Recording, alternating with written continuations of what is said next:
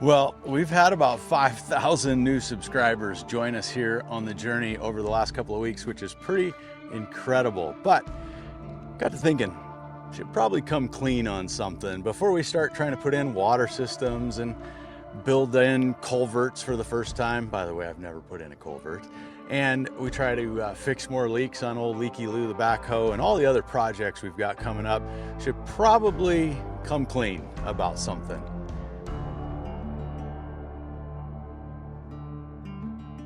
The truth is, we're not trying to be traditional homesteaders.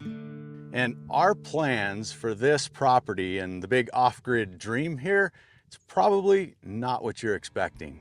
Hey, so glad you're here today. My name is Kayla. I'm Thad. Welcome to the Off-Grid Dreamers. Hey, if you're new around here, be sure to pop down in the description. You can find information about how to contact us if you want to reach out. You can also find info about our Amazon wish list and how you can support the channel and surprise us with some cool stuff. That's always a huge blessing. There's good stuff in there, but nothing nearly as good as what we're going to dig into in this video. Well, here we go. Today we're going to give you the dirt, the nitty gritty, down and dirty on our redneck retirement plan. What are we going to do with this big chunk of bare land that we bought that's got a few little outbuildings on it? How are we going to turn it into our ultimate off-grid home base? For most people starting off on an off-grid property, they're concerned about the big four: power, water, sewer, and shelter. For us, our RV has us covered, so those are all solved.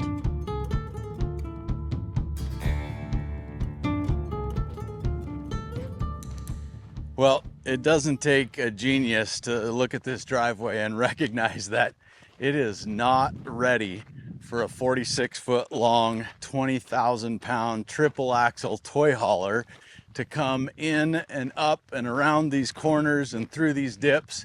If I tried to pull our toy hauler in here right now, we would be stuck like a bridge in one of these big washes, if I could even make it this far up the driveway. Probably can't. So it's pretty clear. Our first order of business here is driveway, culverts, leveling stuff out, and then that's just the beginning. Once we get to the top, we actually have to have some place to put it and probably turn it around someday so that we can actually take it back out of here.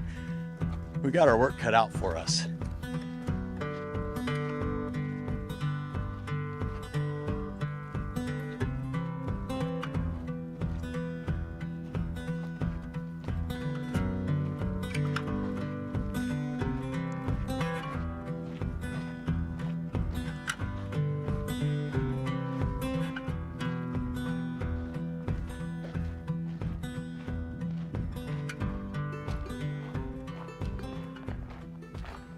Well, with all that driveway work and pad building and dirt moving, we knew we were going to need to use a bunch of equipment. And so our options were renting stuff.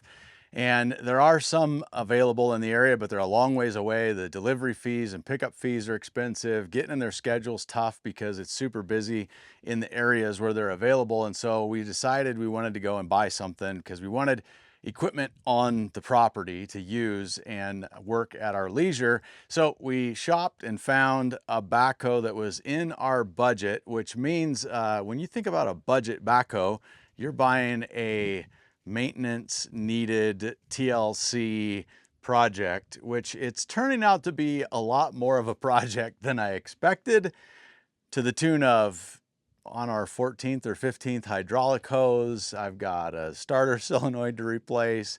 Oh, and we just cracked the radiator a day ago. So there's that's got to get pulled out and repaired. So far, we haven't been doing a lot of digging. We've been doing a lot of backhoe repairing. So clearly that big project that we first had is going to have to be put on pause because this is nowhere near ready for it. So let's get back to the things that we are excited about, because backhoe repairs, not exciting. Dirty, messy, stinky, takes a lot of time, slightly discouraging. Let's get back to the exciting stuff.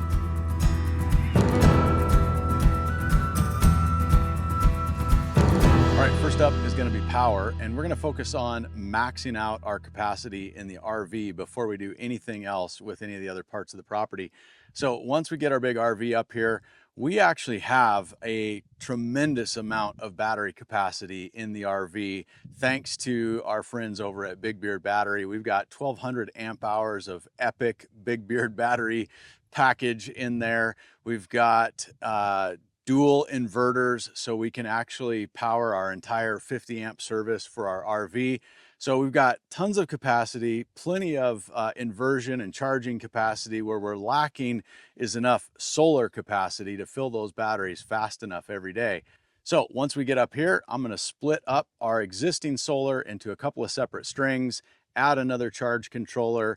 Then we're going to add an additional ground array that's going to be just on a temporary setup with a third charge controller.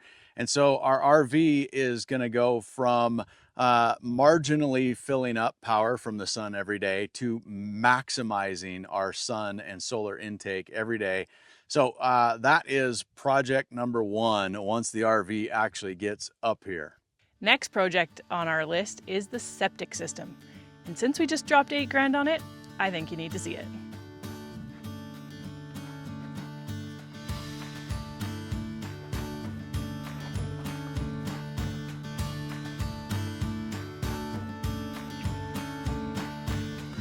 Ta-da! Isn't it beautiful?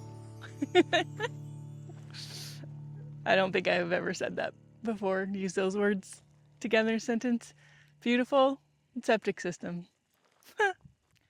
So the sewage from the house and the RV is going to come into here. And the reason why this is all you see is because we haven't done all the dirt work up yet at the house and where the RV is going to go. And so this is just stubbed in at the moment.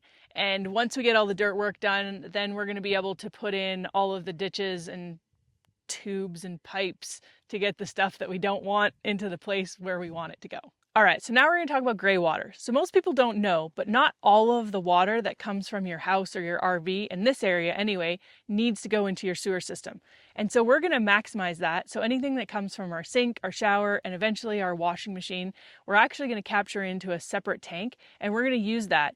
And it's really good because you can conserve it and also use it for really good things like growing things, watering stuff, and also for fire prevention, just to have that extra water on site so that if anything happens, we can use it.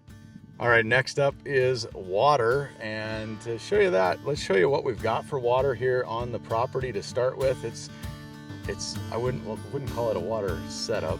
It's water at the moment. We'll show you what we got, talk about what we're gonna do.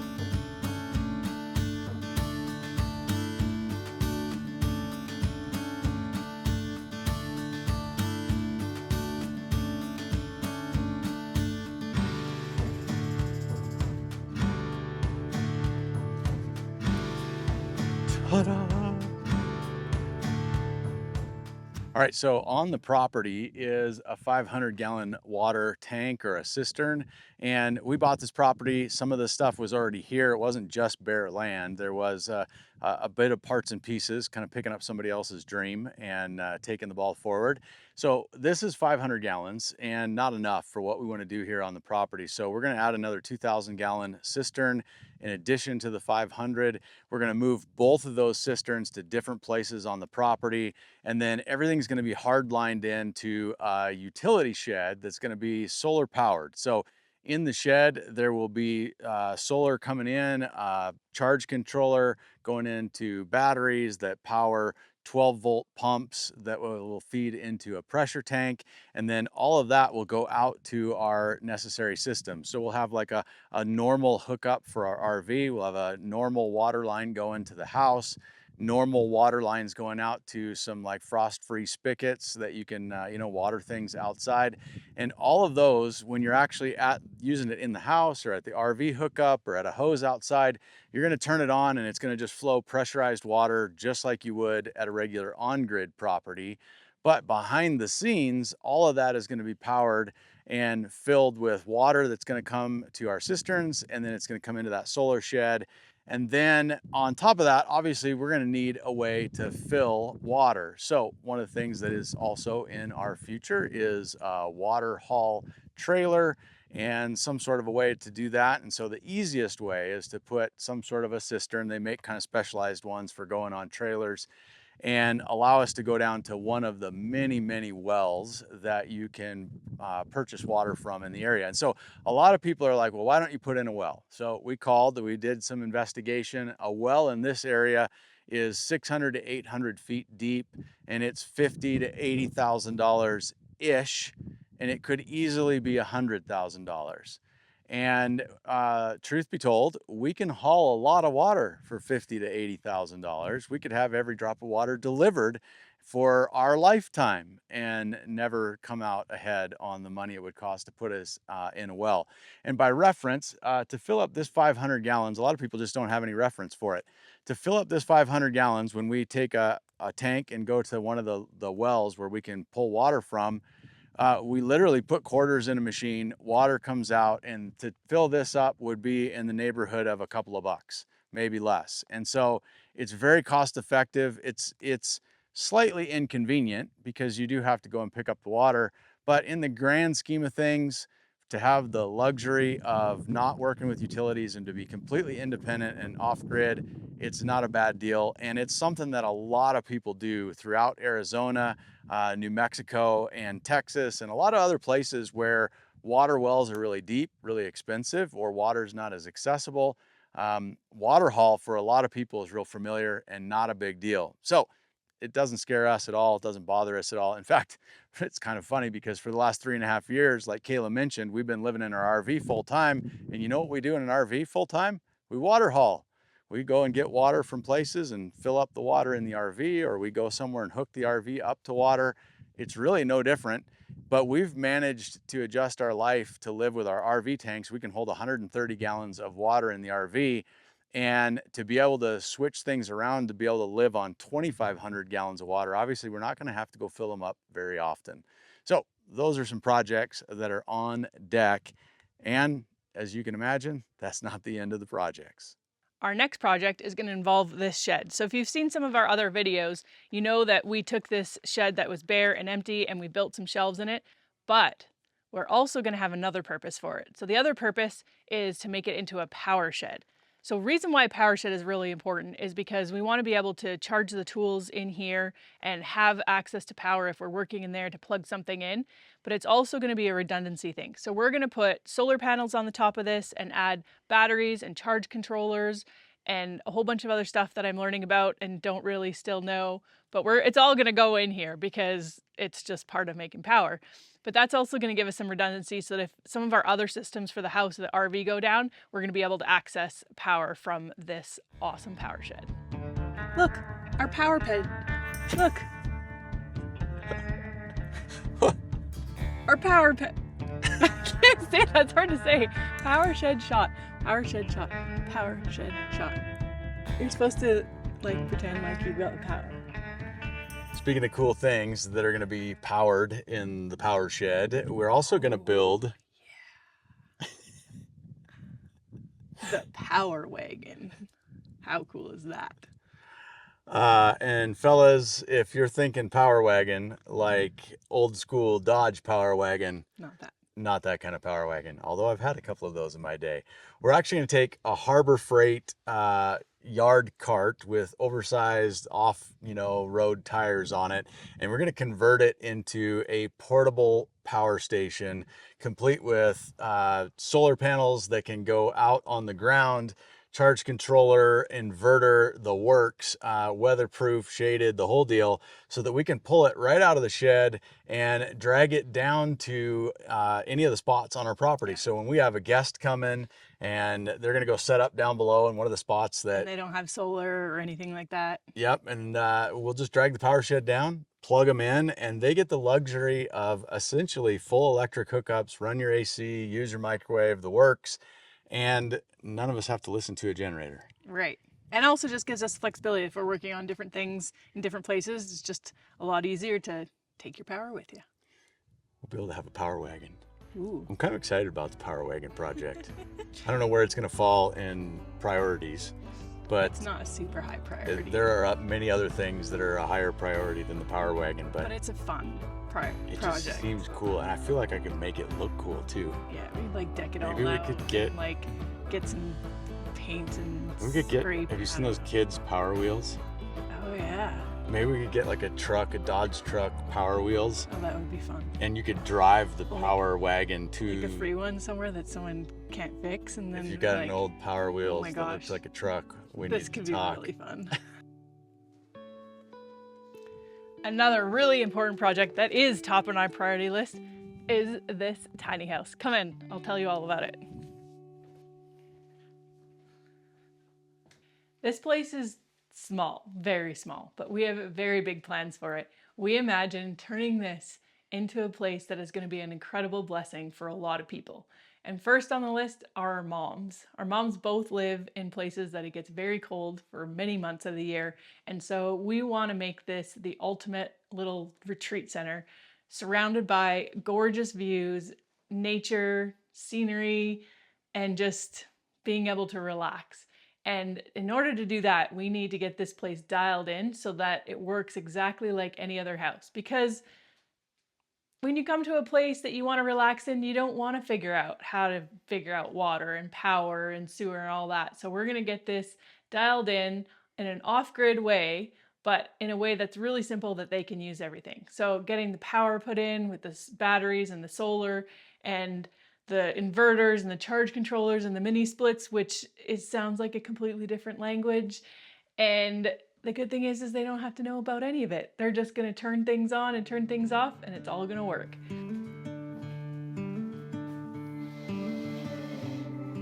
So beyond our moms and our close family, we are just really excited and dreaming about all the people that are going to get to experience this blessing. From other family, friends, and maybe people we don't even know yet that we meet along the way or just come into our life for different circumstances. Just thinking about them sitting here and listening to the birds and just soaking in the quiet and enjoying their favorite beverage and reading and just experiencing the incredible sunsets and sunrises that we've seen here so far since we've been up at the property. And yeah, it's just such a cool thing to be able to bless people with that. I just know how much joy it's brought me, and I'm really excited to share that with other people.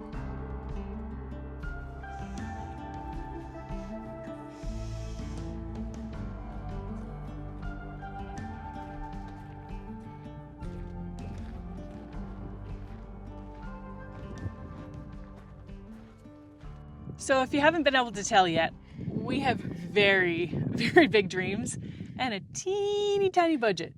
So it's going to take a lot of engineering, rednecking, all of your skills to do a lot of DIYs, all of my skills for... Time out. I got to help you with this before we get too far into this adventure. It's DIY. What did I say? DIY. I'm dyslexic. I know, I'm helping you. It's not, it's do it yourself. I know what not it means. Do yourself it. Well, yeah, actually that works. It's more redneck. Do All right, it. we're going to DIY around here, not DIY. I think DIY is way better. So what were you saying about her budget? It's really small. Big dreams, small budget. Story of our life right there. If you could sum it up. Big dreams, small budget. But, so it's going to take a lot of our skills. And I am pretty epic at finding deals, and I'm really excited about, negotiating, searching, and just coming up with really budget solutions to make all this happen. The queen of Facebook Marketplace deals. Yep. You could say so. It'll I've be found like, some pretty sweet things. Babe, I need an 18-inch, 20-foot long plastic culvert. Done. And she's on a mission to find not only the culvert, but the culvert at the best possible deal. Yes. Maybe even free. Free is always the best possible Free's deal. Free's our favorite price. Yeah. So it's going to be an adventure. But before we get to all those projects and get back to old Leaky Lou the backhoe, we've got one really important project that takes precedent over everything else we've talked about. Oh, yeah. And we've got to get it built this week. It's pretty important. Yes. We really can't move on up here at the property without this next project. So I'm super excited to reveal top secret project number 2 next week when Yes. the next episode comes out. You are definitely going to want to see this. It's either going to be one of the coolest things we ever build or a total flop. No, it's going to be cool. It's going to be cool? Yeah. All right. Well, make sure you tune in next week, subscribe, like, all that good stuff so that you don't miss project number 2.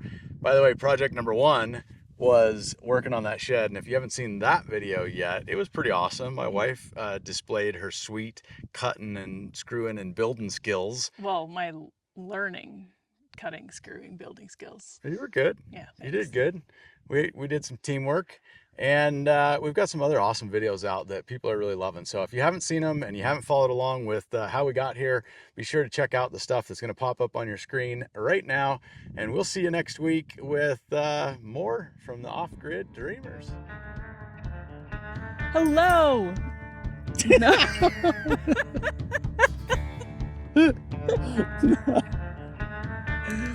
Grandma, is that you? Are you there? Are you watching on the television?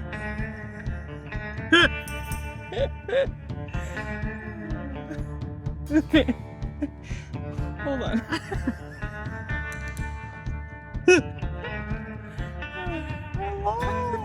Reminded me of Mrs. Doubtfire. Hello, children. Stop, I'm crying. All right. What is the hardest part of the video? Saying hi and saying your name.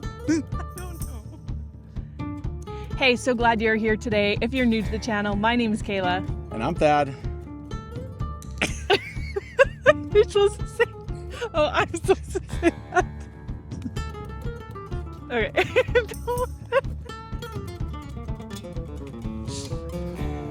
Okay, that's enough of that. It literally goes right in my eye, so hold on. Okay, go. Well, here we go.